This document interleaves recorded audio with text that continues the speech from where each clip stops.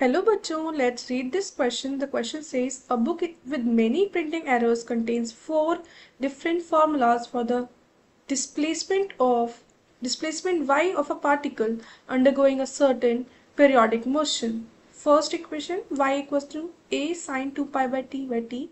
Second equation, y equals to a sine vt.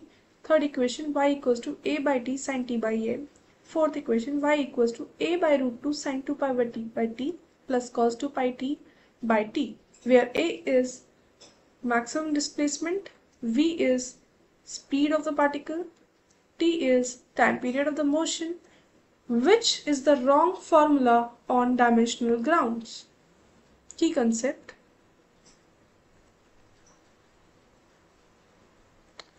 जो की concept होगा वो यहाँ पर वो होगा प्रिंसिपल ऑफ होमोजेनिटी.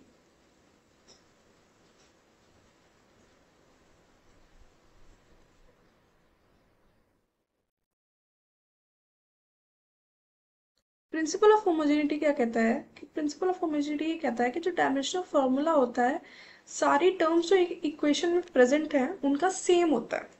ये कहता है हमारा प्रिंसिपल ऑफ होमोजेनिटी. तो क्वेश्चन से हमें ये तो पता चल गया कि जो हमारी y है वो है हमारा डिस्प्लेसमेंट. तो जो डायमेंशन होगी y की वो होगी l. डायमेंशन ऑफ y होगी l और a जो है वो है मैक्सिमम डिस्प्लेसमेंट. तो डायमेंशन ऑफ a वो भी हमारी l होगी. और है हमारे पास v स्पीड की डायमेंशन हमारी होगी l t-1. और है हमारे पास टाइम पीरियड की डायमेंशन भी होगी t. तो अब हमारी जो इक्वेशंस हैं उनको चेक करते हैं. तो फर्स्ट इक्वेशन है हमारी y equals to a sine 2 pi t by T. एक चीज और कि जो भी सारे नंबर्स या फ्रैक्शंस या फंक्शंस होते हैं वो डायमेंशन लेस होने चाहिए. वो डायमेंशन लेस होते हैं तो ये चीज भी हम यहाँ पे चेक करेंगे. तो जो हमारी y है उसकी डायमेंशन तो l है, फिक्स्ड है. हमें LHS की डायमेंशन निकालते हैं कि क्या वो y की डायमेंशन से मैच कर रही है. तो LHS डायमेंशन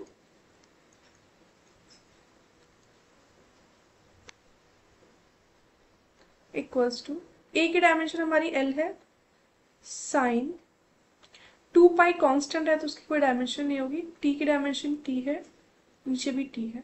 तो जो ये हमारा फंक्शन है उसकी वो ये डायमेंशनलेस है. हाँ, और डायमेंशनलेस होना भी चाहिए. तो ये तो ठीक है बात.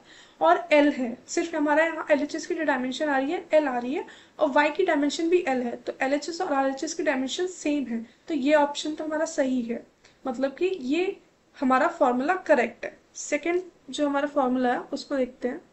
सेकेंड है हमारा y equals to a sine bt. a sine vt इसको चेक करते हैं. LHS डायमेंशन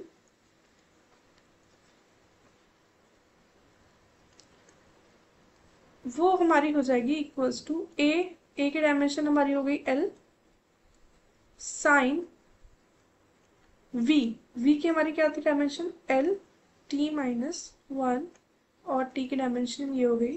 तो हमारा जो आ रहा है वो आ रहा है l साइन l. पर जो हमारे सारे फंक्शंस होते हैं वो डायमेंशन लेस होने चाहिए, पर यहाँ पे हमारी डायमेंशन साइन फंक्शन की l आ रही है तो ये फॉर्मूला हमारा गलत हो जाएगा. This is not correct. Third हमें फॉर्मूला दिया हुआ है y equals to a by T sine t by a. y equals to a by T sine t by a.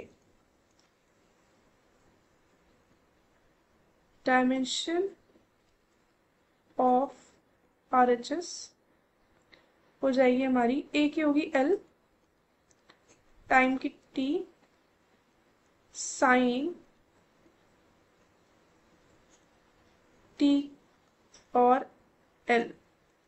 Again जो हमारा ये साइन फंक्शन है उसकी कुछ ना कुछ डायमेंशन आ रही है.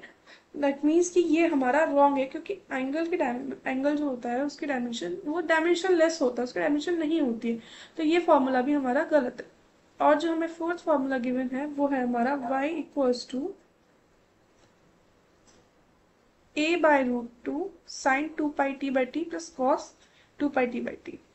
So a/√2 sin 2πt/t plus cos 2πt/t.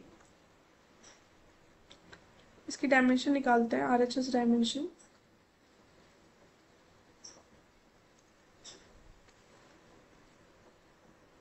इसकी जो डायमेंशन होगी वो हो जाएगी हमारी a की होगी L√2 जो है वो तो एक डायमेंशनलेस है, कांस्टेंट है वो तो, साइन ये हो जाएगा t/t प्लस कॉस इसकी भी हो जाएगी t/t।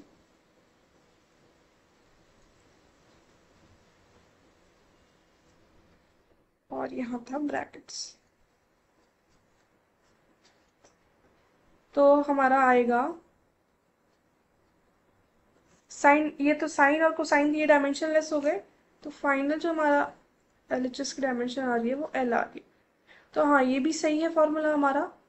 तो उस हिसाब से जो हमारे सही आंसर होगा वो होगा option 2 and 3। So the final answer is option B. Hope you understood it well. Best of luck.